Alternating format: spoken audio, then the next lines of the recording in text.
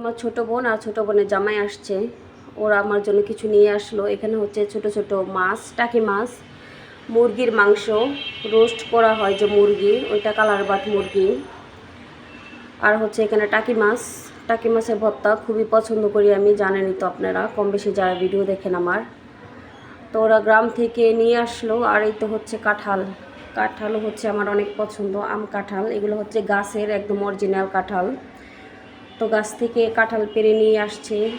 তো একটা দুইটা, এখানে হচ্ছে আর একটা তিনটা কাঁঠাল। ওরে বাপরে, এগুলো আনতে যা কষ্ট হয় গাড়ি দিয়ে, আর তো অনেক দূর দূর থেকে আনা হয়েছে। এখানে হচ্ছে পোলাওয়ার চাল, পোলাওয়ার চাল হচ্ছে ব্যাগের মধ্যে।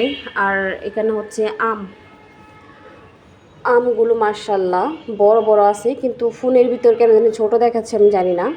কিন্তু মাশাল্লাহ আমগুলো একদম পোড়া পাকে নাই, শক্ত শক্ত, তারপরেও মাশাল্লাহ এই আমটা একটু পাকা মানে বেশি।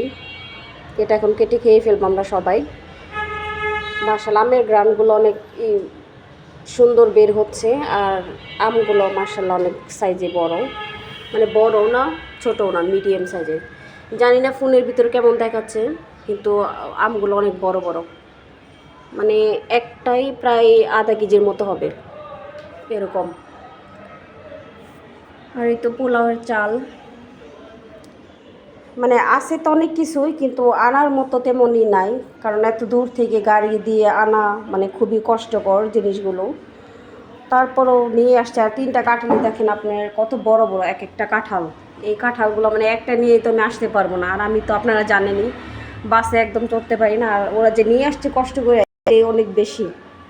তিনটা কাঁঠাল কীভাবে নিয়ে আসছে, অসম্ভব, মানে আমার ধারা অসম্ভব আনা। তো এই তো হচ্ছে মাছ, মুরগি, পোলাওয়ার চাল, আম, কাঁঠাল। আর এখানে হচ্ছে মিষ্টি, মিষ্টিটা আমার বাসার কাছে এসে তারপরে কিনে নিয়ে আসছে। আর ওইগুলাই হচ্ছে সব গ্রামের। আর মিষ্টি তো আমি খুবই পছন্দ করি, জানেন আপনারা। তো মিষ্টি নিয়ে আসছে ছোটো বোনের জামাই, কষ্ট করে নিয়ে আসছে, খাবো না তা কি আর হয়। এখানে মনে মুখটা সিল করা। এই তো হচ্ছে মিষ্টি, টসটসা রসগোল্লা। কে কে আমার মতো মিষ্টি পছন্দ করেন হাত তোলেন সবাই, আমি তো খুবই পছন্দ করি।